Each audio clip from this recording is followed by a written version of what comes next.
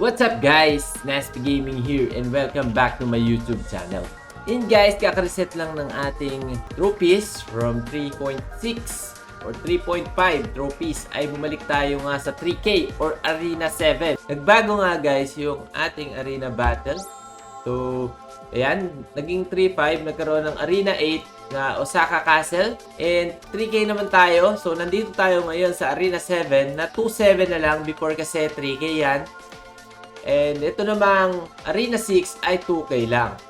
So, yan. So, on Arena 5, 800 yung ating Arena 4, 500 yung Arena 3, 200 naman yung Arena 2, and 0 yung Arena 1. So, may mga bago nga din pala tayo guys, skills, and next content, i-explain ko sa inyo kung ano nga ba yung mga skills na yan. Kung hindi pa kayo nag-update guys, i-update nyo na yan para makalaro na tayo guys and makapunta tayo sa higher arena. Samahan nyo muna ako guys maglaro dito sa Arena 7 para makatungtong tayo ng Arena 8 or makakuha tayo ng mga bagong skills. Quick battle, may treasure slots naman tayo. Let's go!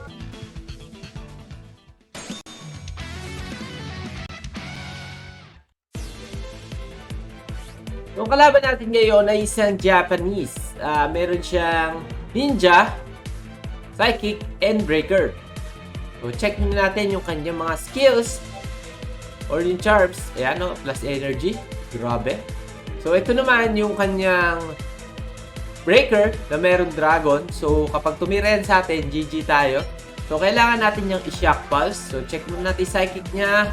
Oh, Majestic 3, makunat. Mamaya napapatayin yan. Yan, energy gain ulit. Energy gain, patayin muna natin yan. Breaker niya. Nag-gain lang tayo ng 3 energy. So, parang 0 cost lang yun. Nag-shock pulse. Gumamit siya ng air raid. Kala niya mag-critical yun. Yung critical. Yun ang critical talaga. Yung dragon.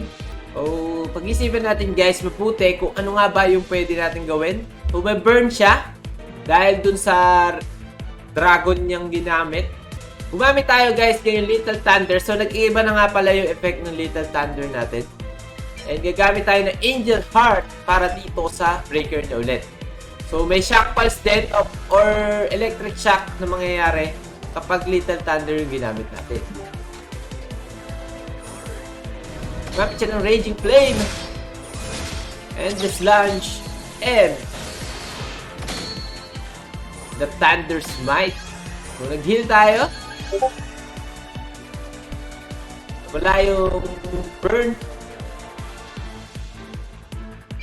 Diba? Ang pwede natin gamitin. So, Fireball para dito sa kanyang ninja. And heal tayo gamit yung ating Predator mula sa ating Guardian. Let's go! So, turn 7 na next round. Kapag turn 7 na next round, makakaset up na yung ating breaker. Hanggang buhay pa yan. Boom! 273 critical damage. So, I think may burn yun nakasama. Yun, may burn nga. Plus 2. So, gagamit ko na tayo guys ng Hyper Repair. And magnetic armor. Kasi parang kulang yung ating energies kapag ginamit natin to. So, 6, 7. 7 kailangan natin. Sayang kasi berserk. So, sustain muna tayo. Sana mabuhay, guys. Yun, nabuhay tayo, guys. Gamit yung ating Hyper Repair. So, let's go. Nice. Nice. Dahil dun sa ating magnetic armor, nakuha natin yung damage, yung soul bite. So, ito naman, gamitin natin yung Angel Heart. So, mag-berserk tayo. Huwag kakalimutan guys na unang-una yan sa lahat. Unang-una yan sa first. So, gamit tayo ng Crash Rain. And gamit tayo ng Gale. Yan.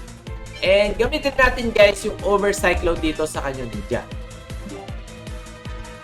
Oh, shit! Para mamamatay yung aking Psychic. Sana naman magmamatay.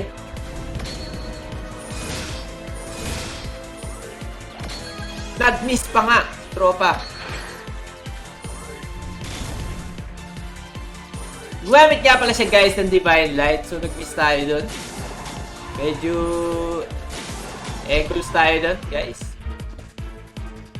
So, nauuna yung ating psychic. And susunod yung kanya psychic. Kaso, puno pa rin yung buhay ng psychic niya. Medyo madaya kasi psychic niya, guys. Huwag na tayo muna mag-electric shock. Fireball muna. And tirahin na natin yan, guys. Huwag na pala. Bago naisip ko. Nice one. So, na-electric shock siya. Anti-critical kasi yun, guys. Hindi natin kung critical. 229, hindi na-critical. Kaso, patay yung ating Xeno. Gamitan natin yun, guys, ng... ano ba to? Gamitan natin yun, guys, ng Gravity. And ito naman, Crash Rain. And Gale na din. Ito ba yan? Sige, let's go! Sayang, hindi tayo, guys, magki-critical. Pero okay lang yun. O, next turn, tayo naman yung una. Boom. Boom. Nice, namatay. Eh, hindi lang natin alam, guys, kung mapapatay natin to ngayong turn na to. Hindi na natin mapapatay to, guys. Sana mapatay natin, guys. 470 plus 200 plus 100. Mukhang mabibitin tayo doon. So, kung air raid yung gamit natin, mukhang patay si kuya. Eh, hindi air raid.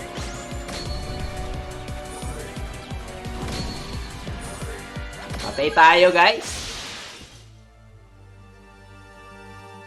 Minus 33 agad ang nabigay sa atin ni tropang Japanese. Eh, GG's pa rin. So, 1-on-1 ang naging laban. Medyo naging lamang lang siya dahil dun sa charm na ginamit niya sa psychic. You know, battle pass. Maraming salamat, guys, sa panonood sa ating arena battle. And yan, nakita nyo kung paano tayo bugbugin ng Japanese players. Sobrang lakas niya, sobrang galing niya gumamit ng mga charms. Konti diferensya lang yung nagkatalo, pero natalo tayo doon talaga. So kung nagustuhan niyo itong video ito, please hit like button and subscribe button para sa ating YouTube channel. Konting suporta lang sa maliliit na YouTuber. And don't forget to follow my page, Naspi Gaming. Maraming salamat ulit, guys. See you next time.